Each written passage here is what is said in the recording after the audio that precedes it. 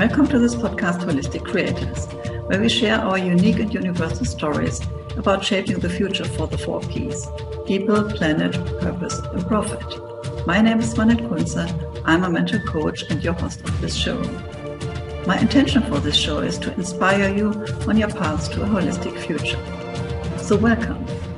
Hello and welcome to my podcast, Holistic Creators. My name is Swanette and I'm your host. Today my guest is Kimberly Spencer.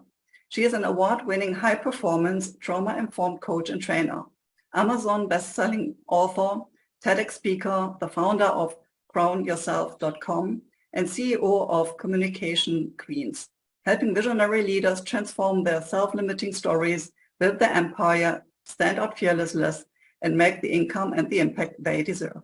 So, Kimberly, welcome to my show. Thank you so much for having me on, Swanette. I'm so excited to be here. Yeah, so we are just after the coronation of the king. So now it's like, how is this for someone who is kind of a normal person and not a royal? So what does this mean for you in your sense of what you're doing? I just wrote a post about the coronation the other day because, if you have a company called Crown Yourself, you cannot not comment on the global event that was. But the big thing is that when we think of this term of crowning ourselves, it really is stepping into our own sovereignty. And when you think about something that was such a massive scale as the coronation, this huge event where people literally flooded the streets, I asked the question, why in this day and age are we so still obsessed with royal bloodlines? And I believe it's because of mirror neurons, because we desperately seek to find that power within ourselves, but we've been so conditioned to seek it outside of ourselves. And so an establishment, a system, a government, a king, a queen, a political party, we divulge our own desire for that level of sovereignty because we also don't want to maintain that level of responsibility. Even Freud said that most people don't want freedom. Even though we may create our businesses, we may say that's our highest value. But with freedom, whether it comes financial freedom, body freedom, actual like where you live freedom, it comes with taking epic personal responsibility for your life. And that's not the sexiest conversation that people like to have. So it's very easy to deflect our responsibility to give the responsing to somebody else, a king, a queen, a government, and then not own our own power that we have within ourselves. But when we can own our power within ourselves, that is where we have the greatest freedom. Yes, it comes with responsibility. And yes, it sometimes can be scary. But at the same time, that is where we get to be the cause and creator of our lives and co-create our lives with the divine. Like ultimately, royals, they're just people. Ultimately, government, they're just people too. And they're people in an established system. And yes, they may have decades and generations of the system being established. But who's to say that you're not the one that's claiming this? It all started somewhere. Who's to say that you're not the one now, today, that's rippling forth a generational change that's systemic, that creates a systemic cultural change 5 generations from now? And so when I work with my leaders, I am working on establishing a greater vision beyond just themselves. Because so often, especially when we're getting started in business, our visions can be very myopic. It's like, let's hit our first 10K month. Versus how is what I create today going to ripple 5 generations from now? And what system can I build that will actually have that level of impact? Not only for me, not only for my family, but for the entire world at large. When you start thinking like that, you change your thinking. And that's how the 1% of the 1% of the rulers and the bloodlines, that's how they think. They think in terms of generations of this impact of what their choices do today, how that impacts 5 generations down. So what if we were to start thinking the same way? Because what if we're here with as much of a divine purpose as a king or a queen? I believe that because we woke up this morning breathing, that we are here with a divine purpose. And that we can lean into being not only the hero of our lives, but the aspirational leader that people aspire to become like so that they can find and claim their own sovereignty. Wow, this is so powerful. And I can only imagine, like, when I was a child, I had this time when I thought, oh, I would like to become a princess. Like, now this amazing life, living in a castle and meeting all these amazing people. And why aren't we able to create this for ourselves? Of course, perhaps not living in a castle, but our way of living in our environment, that is our castle in our definition.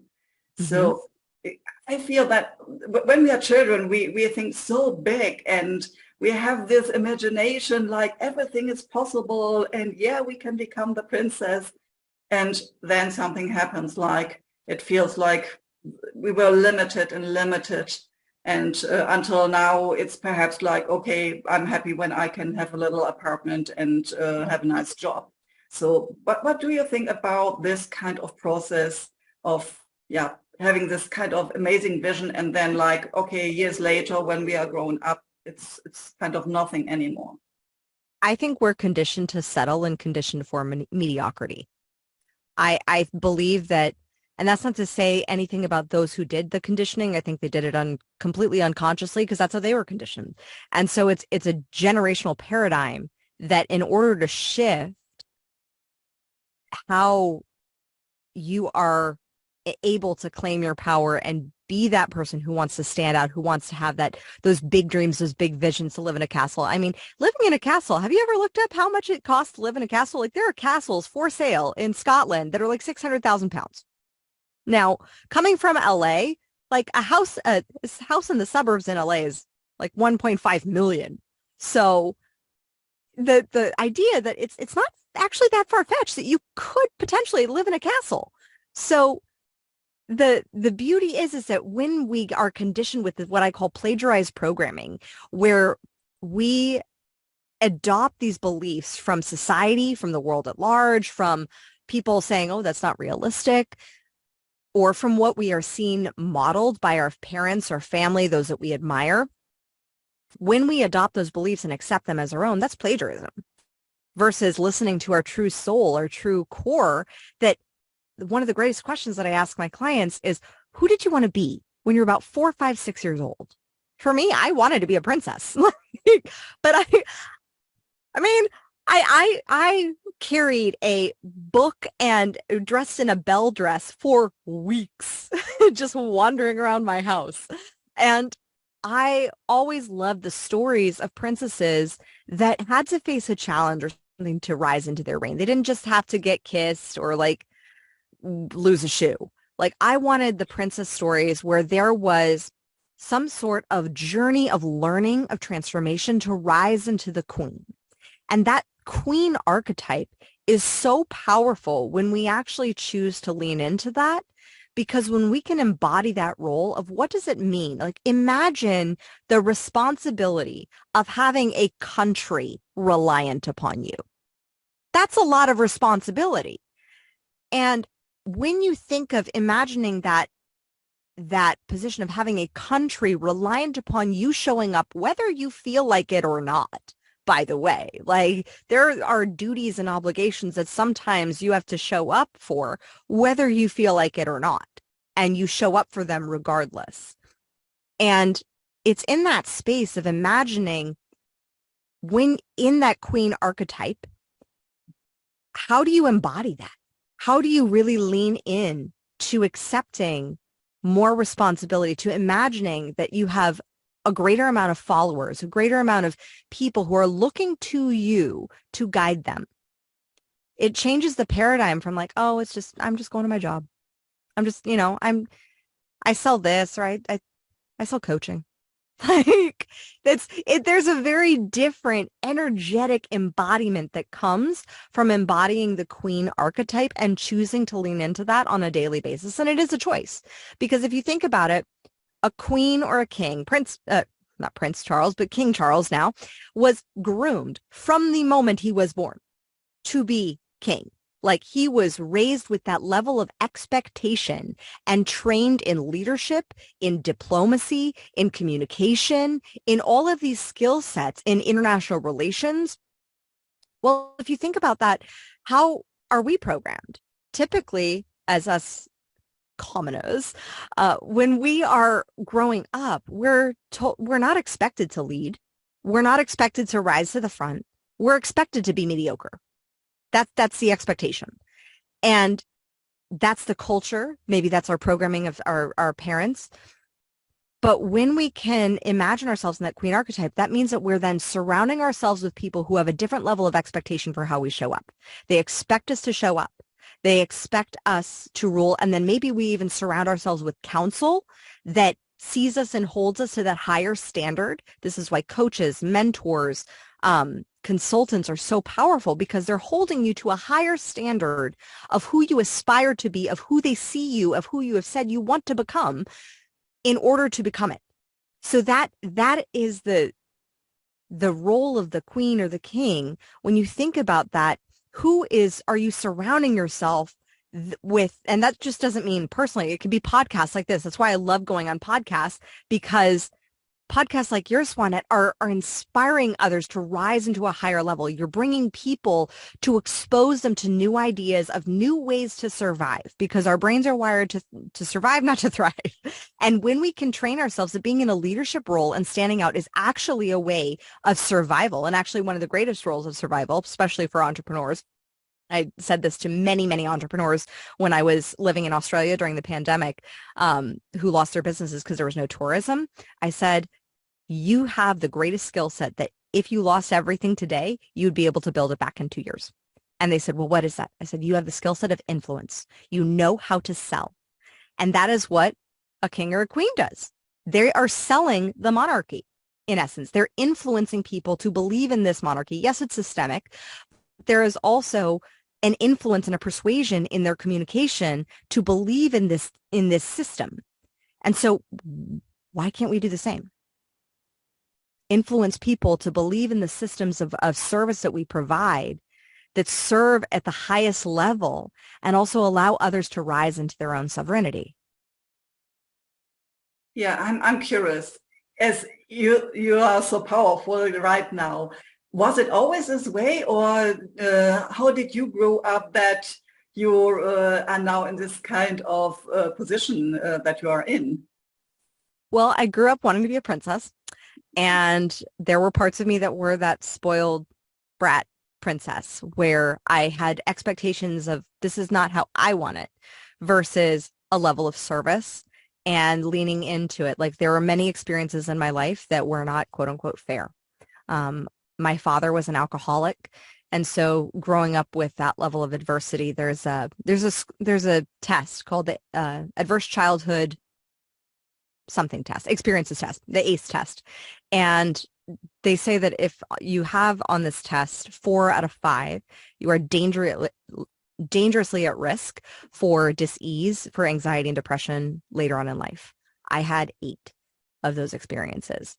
And so from that, going through that with my father and those experiences of having a codependent mother and not feeling seen or heard, and the emotional, verbal, and sometimes sexual abuse that happened, those experiences shaped me for who I am, because initially I thought I was the victim. Initially I allowed myself, and of course it wasn't my fault. Like, and this is what I say to anyone, especially trauma-informed, like, it is not your fault what happened to you as a child. It is your responsibility to see how that happened for you and for your healing. And now on the other side of it, I went through a 10-year battle with bulimia, where initially I was blaming my dad for all of my circumstances. And when I realized that that wasn't really getting me anywhere, that was keeping me stuck. I wasn't actually changing. I was in a victim mindset. And I had to take responsibility, the unsexy conversation of saying, it was never my father shoving my finger down my throat. That was my choice. And once I started taking ownership and taking responsibility, that was when I actually started to have change and experience change. So much change that it then rippled forth into who I became, into the relationships that I had, where I manifested my amazing husband, who's an epic father to our 2 boys, and then also was able to stage my father's intervention in 2016 to where he was sober for the last 4 years of his life. And that is the power of the person who chooses to be, as Ed Milet says, the one, the person who chooses to be the rock and ripple forth the change, the person who chooses to make that systemic change, and it starts from taking personal responsibility. And it sucks and it's hard because when you then look through the lens of ownership and you're like, oh, I haven't been owning my, and that's when you realize that all the stuff that you haven't been owning, and it can feel like a lot of, especially if you've had a lot of blame, shame, and guilt around those experiences, you can feel that blame, shame, and guilt and then take on 150% of ownership.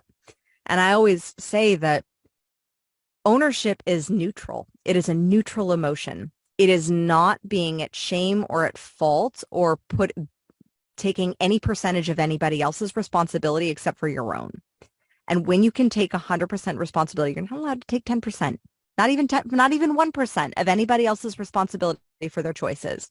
But you can take 10%, you can take your 100% ownership for how you choose to interpret the meaning of those experiences. So for example, because of the experience when I was 4, 5, 6 years old, when I was molested by my father, that experience allowed me to save a life later on. And I told my dad after he was sober, we had a great relationship. He still dealt with until the day he died with epic shame and guilt around what he had done when he was drunk. But that experience allowed, I called him because I remember I was in a room with 2,000 people, and those adverse childhood experiences trained me in a way that prepared me to read biology, read micro signals in someone before I could even, totally unconscious. And it's an unconscious thing that I do. And I saw this one gentleman in the room and I said, you need to be in our group. And I called him over. And we all were in this group, and it would just so happen to be a group with 3 out of the 5, 6 people in there who had experienced sexual abuse. And as we were each sharing our story of something, of the biggest challenge that we've ever overcome, I shared mine, and I look at this gentleman, and he's about to bullshit. I just knew it. He was about to tell a lie, and I looked at him, and he, to this day, he says, Kim, I'll never forget that look that you gave me. And he admitted, after years, decades of silence, was able to finally speak to his shame. And as you know, shame loves secrets. And it's when we can, and shame is also the lowest vibration of emotion that prevents any form of attraction of any financial energy. So getting rid of that is epic and necessary. And when he spoke to that shame and gave light to that darkness, suddenly just the floodlights opened up within him. And it was in that experience that then me and another high performance coach, we took him outside and we just kind of talked him through, just allowed for him to process future paced, not therapy, but future paced as a coach does. And it was 2 years later that he later said, Kim, that conversation, what you shared, saved my life. And I said, what do you mean? He goes, I was planning my suicide for that night. And it was after that experience, though, that I called my dad. And I called him and I said, Dad, I know you still feel guilty for what you did to me as a kid, but I do believe that we saved a life today. And I don't know if he was fully able to receive that because of the shame and guilt that he was struggling to forgive himself with. But that experience was so transformative. And to this day, like, I see this gentleman's Facebook profile photo and it's illuminated. There's so much smile and zest for life now where before they were saddened, and like we stay in touch, and it's been so beautiful to see that. And so that's why I always say your story, who you are, the adversities that you have experienced have the power to save one life. Not everybody's gone through what I went through. And I'm not for everybody, but I do know that that's why your story is important to get out there. Your story, sharing your content, sharing your services, sharing your adverse experiences and how you transformed and triumphed over them. Because when you do, that is where you become to the level of aspirational, where people say, if she can, I can too. If he can, I can too. It gives people hope. Yeah, wow, this is so amazing. And I absolutely can agree that if we are able to change one life or save one life, it is worth what we are doing. Absolutely. Yeah. Yeah. So I can imagine that a lot of people, we all have been through traumas in one way or another. And it's so easy to stay in this victim mode and to blame others for what happened to us, instead of stepping into self-leadership and understanding, okay, what is the learning in this process I've been in? How can I reframe what I experienced and use this, my wisdom? And this is not coming from books, but it is your own true story, your own experience. How can I use this for helping others? So I know that there's kind of this sometimes tipping point, or this one moment when it is like, oh, now I'm getting it. Mm-hmm. Did you have this kind of certain moment, or what was it more like a process of awakening? It was definitely more of a process. I like to think of awakening kind of like a spiral staircase, where it's not necessarily new level, new devils. It's more of like new level. It's the same dang devil, just in a different form. And it's that working through the process consistently, because sometimes the form shows up in your body, sometimes the form shows up in your business, and you can think, oh, I've already dealt with this, where this like belief of deserving, or the belief of worthiness, or the belief of enoughness. And yet then there it is, it shows up again. And that which we are conscious of manifests happily, but that which we are unconscious of manifests unhappily. And so when we notice problems in our external circumstances and we're able to recognize, okay, this is just a projection, because we take personal responsibility, because we take ownership, and we notice that if I am the creator of my circumstances, then this problem, this challenge, is just a projection from me. And it's, like I said, not the sexiest conversation, but when you can take that ownership, then you can say, okay, I have the agency to change it. So what is this problem here to teach me? What belief do I currently have that I'm still holding on to that I need to let go of? What do I need to forgive? What do I need to finally release? What do I need to, what is there to let go of? What belief do I need to die? Like, in order to become anew, in order to awaken, that means a part of you has to die, whether it was a belief, and that means an old identity has to die. And there have been many, many identities that I have lived through where I look back and I, like the girl who was 19 years old and bulimic and blaming her dad and hating herself, like, I just want to give her a hug, like, and let her know it's all going to be okay, and that her dreams will come true, and that she is good enough as she is, and just to keep going and have that faith. And there are many other identities. Like, there was the identity after I became a mom. Like, when you become a parent, suddenly your identity changes, and no longer are you are now another role as well, and you've evolved. And so when you start a business, when you go from corporate to starting a business, that old identity is also dying, ideally. Otherwise, if you bring your corporate identity into your business, sometimes there are some skill sets that transfer, but other ones that don't. So being able to understand what is the new identity of who you need to become so that you can have the reality that you want.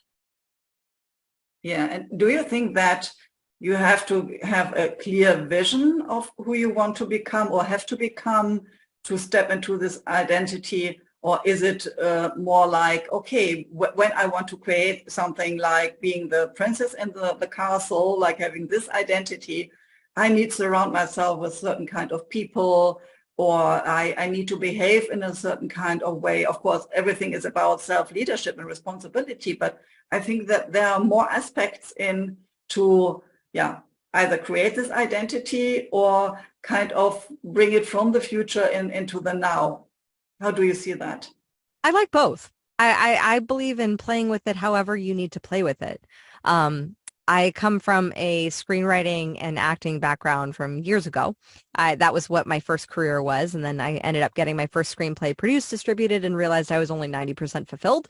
And I went on to then go into an e-commerce business, and then was bought out of that, then went on to create my coaching company. And it was from that improv basis that there's a concept called yes and allowing yourself to yes and your ideas, where there's no good or bad idea. You just build on one another. and you allow yourself to be curious. And Sir Laurence Olivier had a concept in his acting style where he would experience the character through the clothes that he was wearing.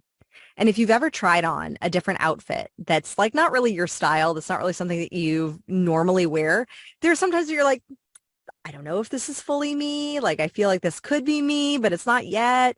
And so there's a level of embodying, of playing from the outside in and from the inside out.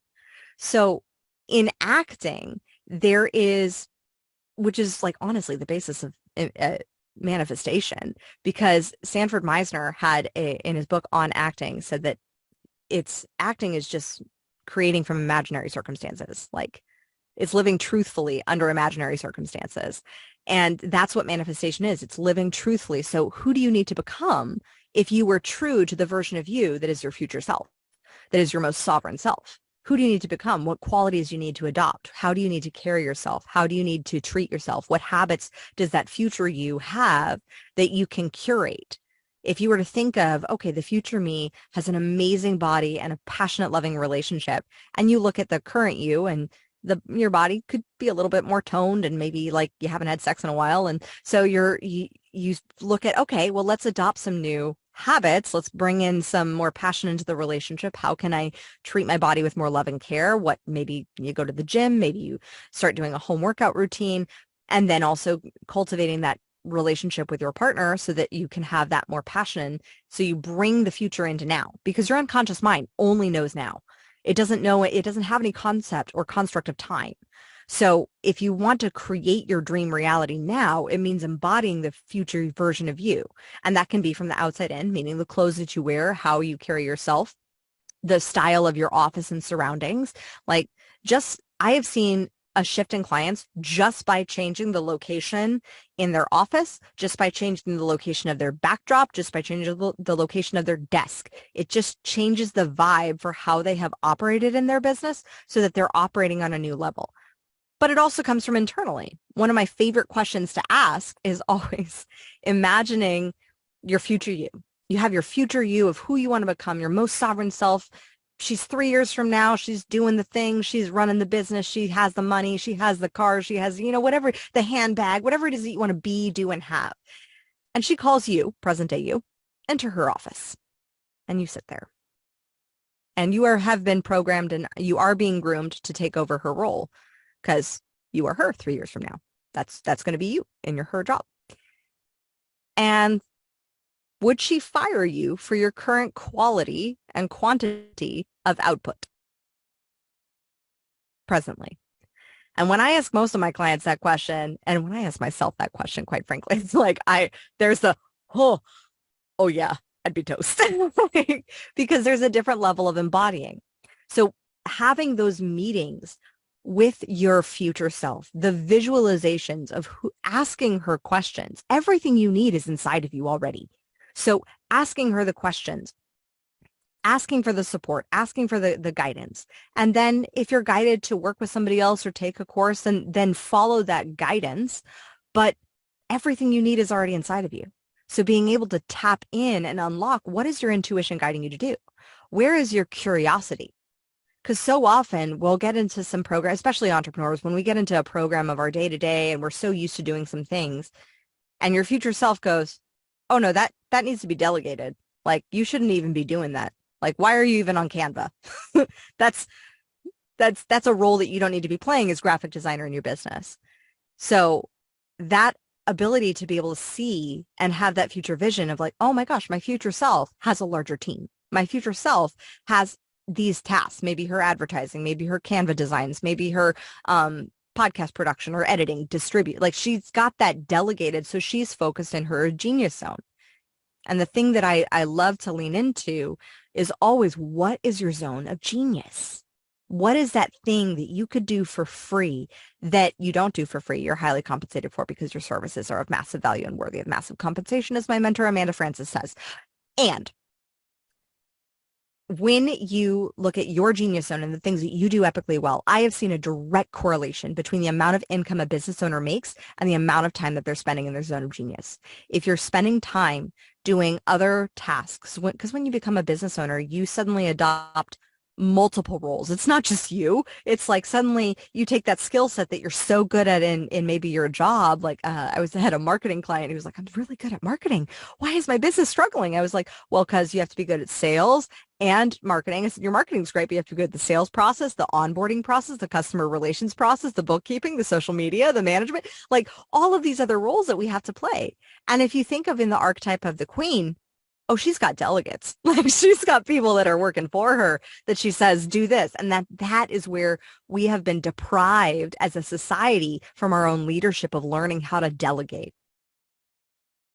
Yeah, this is super amazing. And I can just see like going through my own identities. Like years ago, I've been a business coaching consultant and I had all these black suits, and then I went more into the spiritual area, becoming an energy healer and spiritual coach.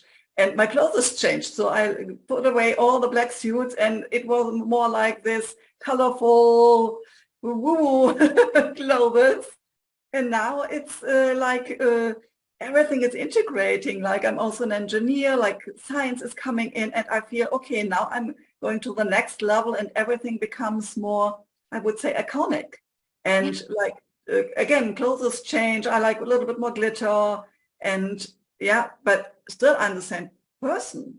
But these are a lot of different facets of myself and of course my own evolution to, yeah, fulfill my own purpose and see like, where am I in my genius zone? Mm-hmm. And being like having my own company and being a freelancer for 25 years now, I know what I'm good in and I know what is not good for me. As soon as you come with an Excel sheet, it's like, nope, that's not, nope. Don't want that. Right down the line. I'm a Virgo. I love a good organized Excel spreadsheet, but like, don't make me input the data. Just, yeah. That's what my operations manager is for. I'm like, don't make me input the data. That's all. That's just, I'll be like, ooh, it's so pretty and clean and organized. And yeah, but inputting the data is just so monotonous. My Leo ascending is like, what the heck? No, we're not going to do that. Yeah. So I think that it is also very important to understand what is your genius zone. Mm-hmm. And often this is kind of covered with like what we are trained to be, or like I have some clients, for example, they are very creative, but like the whole family has been doctors or lawyers. So they went into this space or into this business while they feel inside like they are the artist. Mm-hmm. So how can people uncover their own genius zone if it is kind of covered still? Yeah. The genius zone is, well, there's two other zones first that you can know the genius zone by what it's not. So first you have your zone of competence, which is the zone where you can do it, but you don't necessarily want to do it. Like, I'm competent at doing the dishes. I don't like doing them. My husband actually finds them like quite meditative, so he does them. But like, I know that in my relationship, like my zone of genius is not in doing dishes or in the cooking. Like, I'm very incompetent in the cooking department. And so fortunately, I've married a man who I can delegate that to. Then you have your zone of excellence. And the zone of excellence is the trickier one because it's the one that you will be most praised for. You will be praised for it typically and recognized for it. And you'll receive accolades for being brilliant and amazing and phenomenal at it. But it's not necessarily the thing that lights you up. And you will know your zone of genius by the level of energy that you have after it. So I know that I can put together an incredibly badass funnel. I can do that all day long. Like, I can do that, but after I do that, I will feel tired. I will feel a little drained. I'll feel like, yes, I got my inspiration out, because what is the part of the funnel that I actually love building that's actually in my zone of genius? It's the writing. It's the creating. It's the communicating the message. It's the messaging. It's not the scheduling. It's not the, building the whole system. Like I can build a pretty epic system. And I built this one system of flow, and my mom, who's been a business owner for years, she saw it and she was like, oh my gosh, that's amazing and brilliant. And so I'm praised for it. And I have clients who've praised me for the systems. I build them, but they're in my zone of excellence, not in my zone of genius. Zone of genius is very much connecting, challenging belief systems, and creating. And when you can hone in on what is it in the process, because you may have a whole process that you may do well, like you may love podcasting, for example, but really the part of the podcasting that you love is the speaking, is the messaging. It's not being 10 hours in an editing state booth like I've seen so many podcasters struggle with. So that is a piece. When you can look at a whole process and say, okay, what is it that I love about this piece? What is it that I love about the process? And what's the one thing that I do really well inside of this? And then what's the other pieces that I don't do so great, or that I do really great, but that I just really, it drains me. You'll know your zone of genius by your energy after. You also have a zone of genius in other roles of your life, in your parenting, in your relationships. So looking at your relationships, like what is it in a relationship that looks drained? Because I like to coach from a more holistic standpoint, because I think we aren't born in a box. We don't separate our businesses into little boxes. And so being able to look at how as a parent, am I in my zone of genius? Like that was a big one for me, was recognizing that my zone of genius really comes from when I'm able to be present and in an athletic, kinesthetic, playing atmosphere with my kids, like chasing them and like playing hide and seek and running with them. Like that's my jam as a parent. That's not necessarily my husband's. And so it allows us to co-parent in a beautiful way that allows him to be in his zone of genius. I get to be in mine, and our kids get to experience a level of joy and presence with us playing more into our zones of genius. The same is true in intimate relationships. So it's looking at, how do you feel energized from your intimate relationship? Is it from deep conversations? Is it from lots of physical touch? Is it from, spending just quality time together? It kind of correlates to the 5 love languages. And those 5 love languages, though, are your zones of genius, and it's how you communicate it and how you experience the love in a relationship. And so look at how can you translate that into your business as well. So do you think that it is something that you really feel in your body, like this kind of high energy, or this inspiration, or how does it look like? I believe you do feel it in your body, because energy is felt through the body. The body is our physical form in this 3D realm that is the catalyst and transmitter of energy. And so I know that after being on this amazing podcast with you, Swanette, like I'm going to feel like I could do this all day. I could go, I've done back-to-back podcasts and back-to-back coaching sessions. And by hour 5, I'm more energized than by hour 1. So that's a sign that you're like doing the thing, is when you can go like run the marathon, and it's like there's more energy after than there was before. Like, so that's a sign. And energy, because it's transmitted through the body is the greatest tool that we have to be able to guide our decision making. Because when we can calibrate our energy and how it's being transmitted and transmuted through our body, so that we have a felt sense and awareness as to, oh, this makes me feel drained. This makes me feel joyful. This makes me feel exhausted. And I'm not saying that everything in your business is going to be a freaking joy. Like, not everybody loves doing their taxes.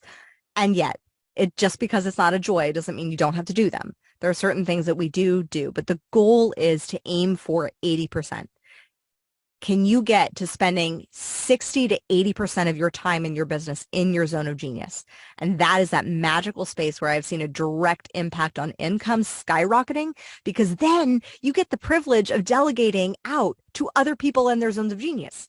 Like my editor for our YouTube videos and our podcast, she loves editing. I can do editing. It's in my zone of competence, but it doesn't light me up. And when I would do it, I kind of would do it to test it, to explore it, because I love the curiosity piece of like putting the puzzle together. And then I pass it off. And then I'm like, okay, that's done. Pass it off to someone else. Same with spreadsheets. Marie, our ops manager, my goodness, she loves spreadsheets. She loves to keep them organized. She loves to input that data. I'm like, you go, girl. That's your genius zone. Mine is looking at it. So that ability to recognize, because your genius zone is different than other people's, that is how you can have a company that thrives, because you all are rising together on all of your mutual genius zones. So when clients come to you, what are their typical challenges? Like, are they looking for increasing their income, or are they just looking to find a crown somewhere? So what are their challenges? Income, they want to increase their income, improve their leadership and communication skills. They struggle with being seen and being visible and feeling like they're seen and heard and validated for their experiences and what they're creating. And with having the support network, typically they're very overwhelmed with a lot of things on their plates. And like I said, the visionary role is not taught in school. Being the leader, there's leadership activities that you do in school, but they're not. Being the visionary is not praised in school. So in school, we're really trained in the current system of education to be the doers, to be the ones who you just get in and you do the thing. But holding the vision at the highest level, to be able to see all the moving pieces and then delegate that which is, needs to be delegated, you're not actually doing a lot of the doing.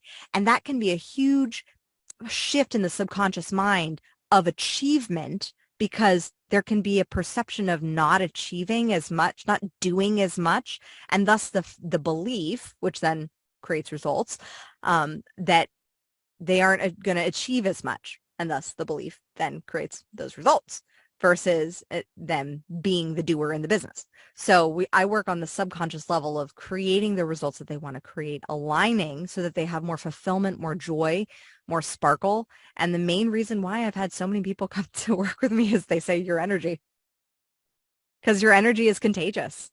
And it is always your life force. And I was on the phone with a potential client who had built his company, like scaled it to $22 million, young kid. And I said, I got to ask, like, how did you do it? And he said, I held the vision and I communicated that vision with passion and fervor, and it was his energy. Consistently, energy, your life force energy, that is what most of my clients come to me for, is the upgrade in energy, both financial energy, because that's how energy is manifested on the 3D realm, is money is just a form of energy, and physical energy and energy of alignment versus power versus force. And that's where they're struggling, is they've been forcing their business and they've gotten their results to a certain level, but they want to experience that alignment, fulfillment, power, flow, and ease. And that's the next level for them. Can you give me an example, like how of a client that went through your process? How does this look like? What did this look like? Yeah. So one of my clients, she had struggled with a lot of childhood trauma. She was a single mom, 2 boys, went off to start her own business, and was struggling with a lot of old belief systems from a former business partner who was also her former romantic partner, and the belief systems that came with the demise of that romantic relationship and all the stuff that was kind of projected upon her. So her decision-making strategies, which are your decision-making strategies of how you make decisions as a leader, is a subconscious strategy. But they were based and rooted in either childhood trauma or in plagiarized programming from her former lover, and her former business partner. And so what we did is we worked together using NLP, timeline therapy, hypnosis, and some somatic breath work and trauma release to release the trauma from the body so that she could have clearer thinking to be able to decide on a new decision-making strategy to make it more effective. And then from there, she was able to achieve her 1-year goals in 3 months and did 4 million. Wow. Amazing, amazing.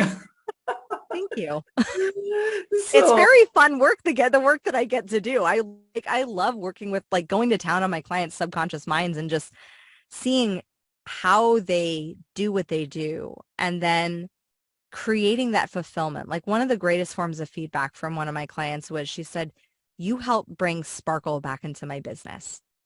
because she was feeling really tired. She'd built her business to multiple six figures, very successful in her industry, in an industry it's not even heard of that people make that amount.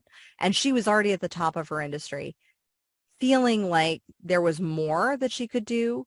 And yes, there were some systems and strategies that we worked on of creating some upsells, downsells, cross sells, and whatnot, like the, basic systems, but also the subconscious piece of like alignment. Like, how did she want to actually be in her business? How did she want to show up as a CEO and delegate those roles that were not actually in her zone of genius, but she had been so used to and so praised for being in her zone of excellence? And so when we could sift out those things that really truly were her zone of genius, that was when she doubled her best month, had a multiple six-figure month, and then grew and had an extra $42,000 in additional revenue from the additional systems of implementing upsells, cross-sells, and downsells. Do you think that there is something like a soul purpose or a mission that we bring in when we incarnate as souls, and that also defines our zone of genius? I do. I believe I was brought here to transform people's stories of what's possible.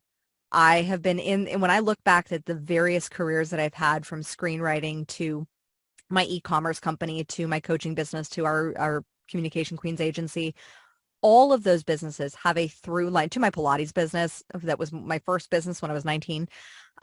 All of those businesses have the through line of transforming people's stories. In Pilates, I was transforming people's stories about what was possible for their bodies, postpartum, post-surgery, what they thought, how they thought about their bodies, how they created new results in their bodies, how they reprogrammed their nervous system to actually activate their parasympathetic nervous system and not be in constant fight, flight, freeze, trauma response.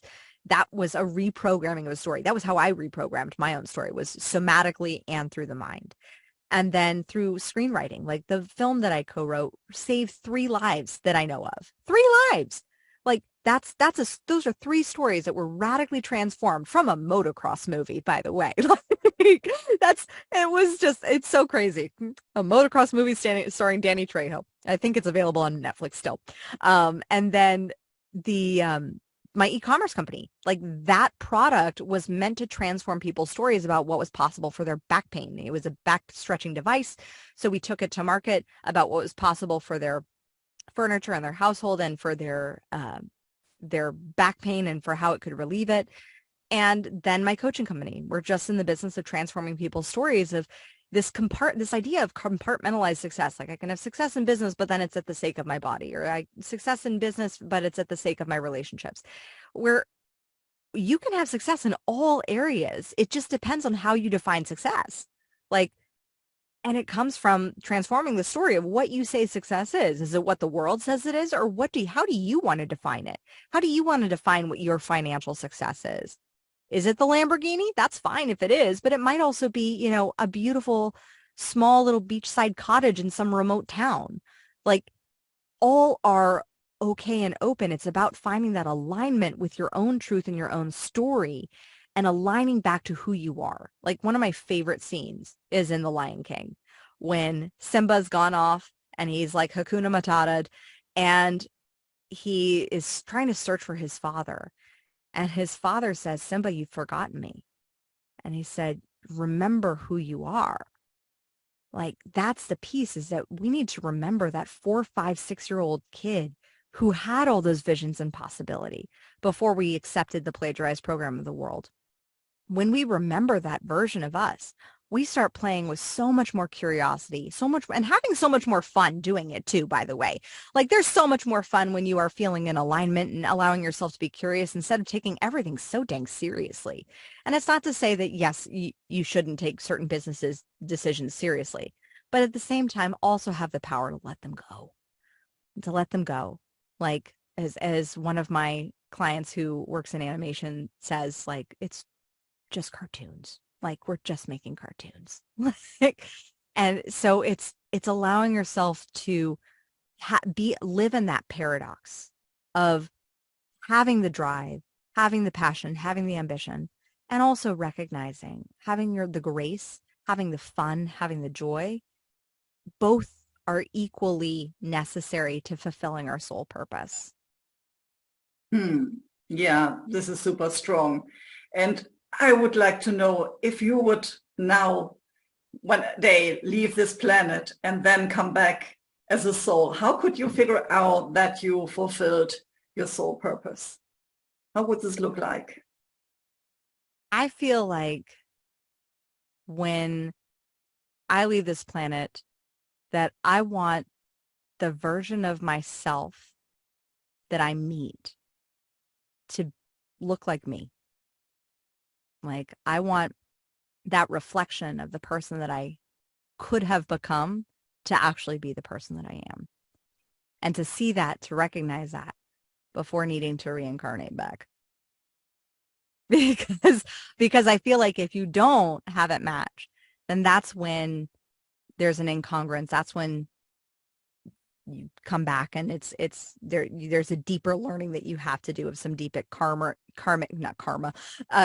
it is karmic, there's the word, karmic work to do on deep unconscious unprogramming of things that you've brought with you from past lives, from past experiences. Do you think that we take this wisdom from one life to the next one to, at an end, fulfill everything?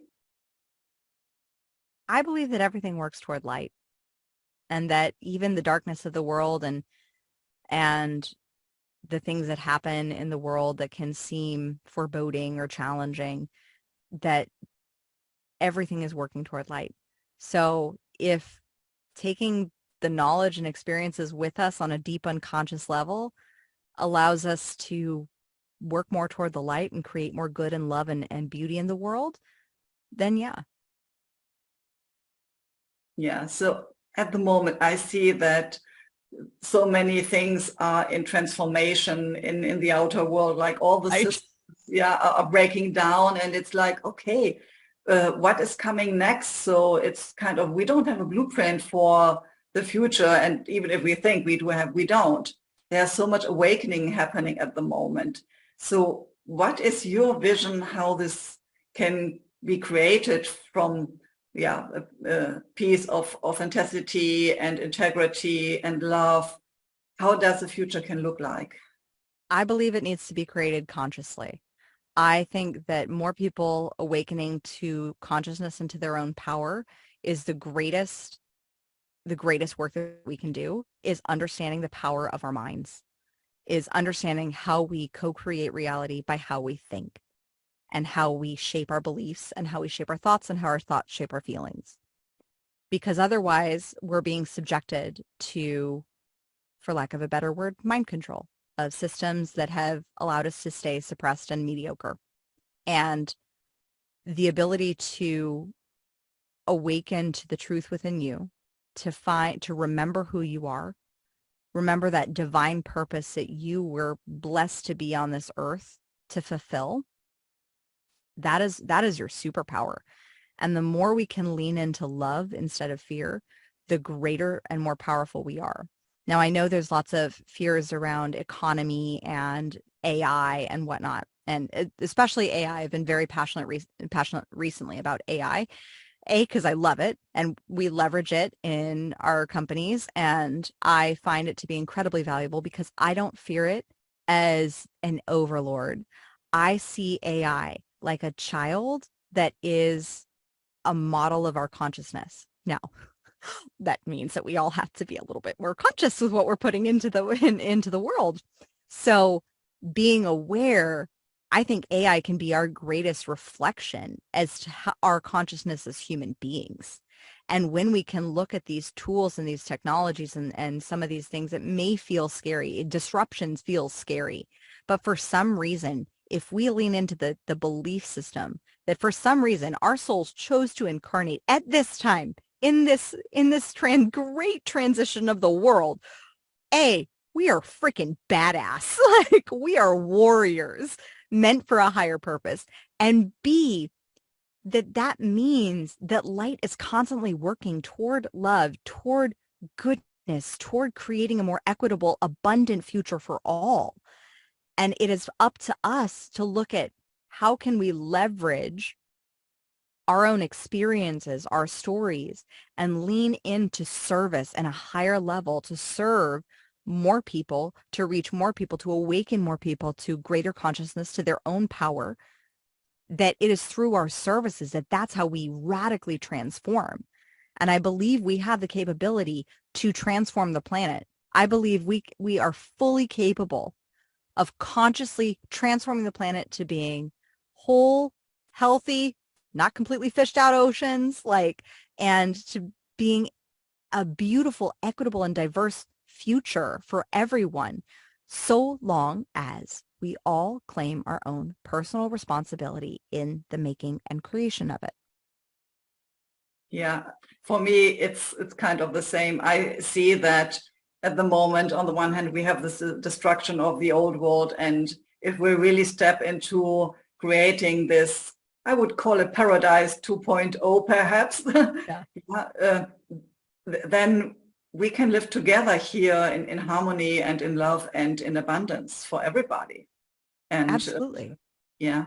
So, I mean, if you think about it, the whole world of the internet marketing job sphere, if we just take that one little niche, YouTube wasn't around 20 years ago. The ideas of being a content creator for hire, and just creating content and then getting paid for that content or using that content to sell your products and services wasn't even a thought 20 years ago.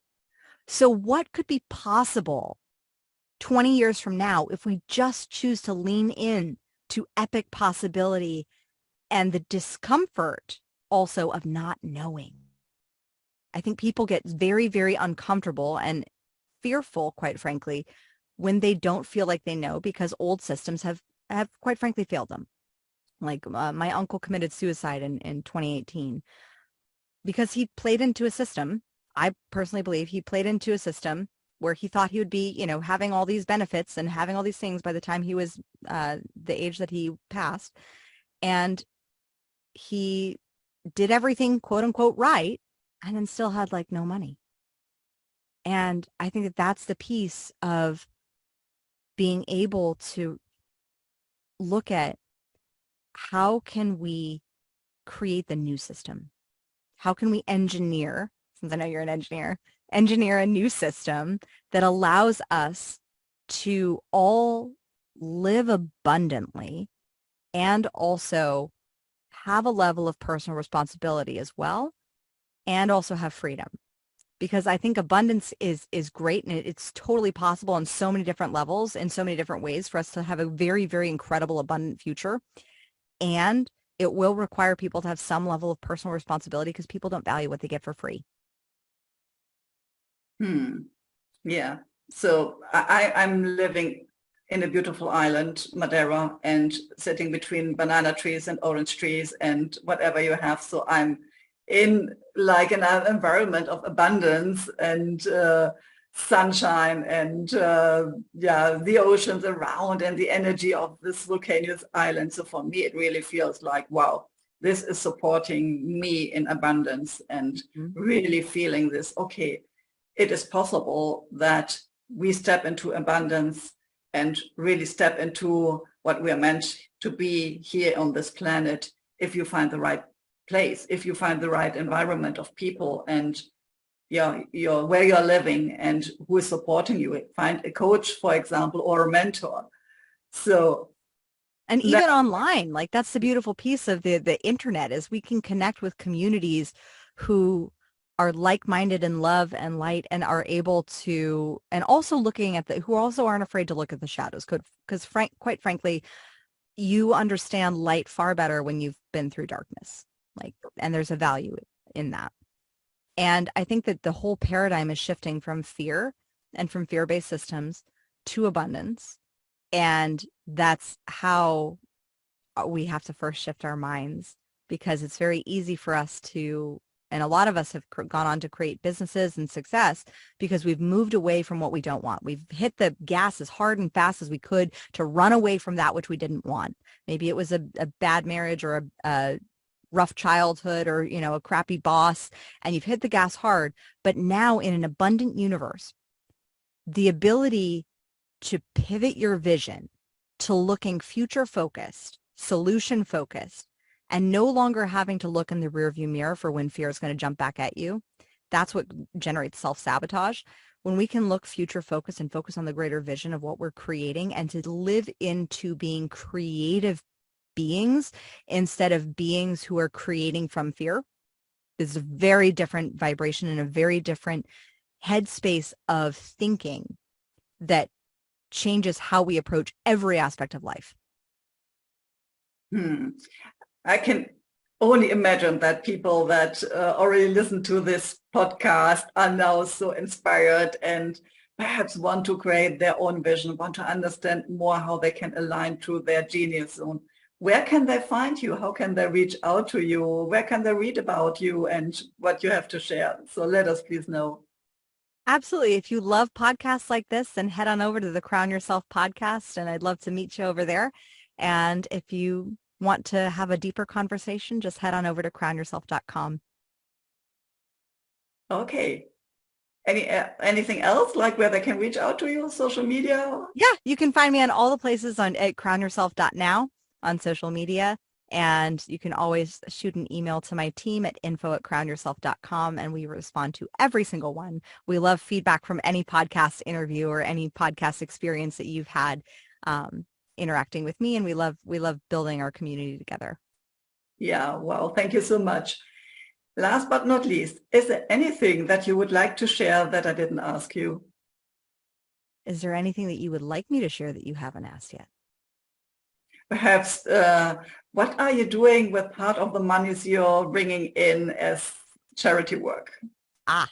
Yeah, so we have our Abundance Initiative, and our goal this year is, we call it the Freedom 15, where the greatest freedom that you can create is freedom from slavery and from an enslaved space into a free space. Now, many of us have been enslaved by programming of our minds, whether it's plagiarized programming, systemic programming, etc. But we've never actually had to face physical slavery. Except there are those kids and children and adults who have been forced into human trafficking.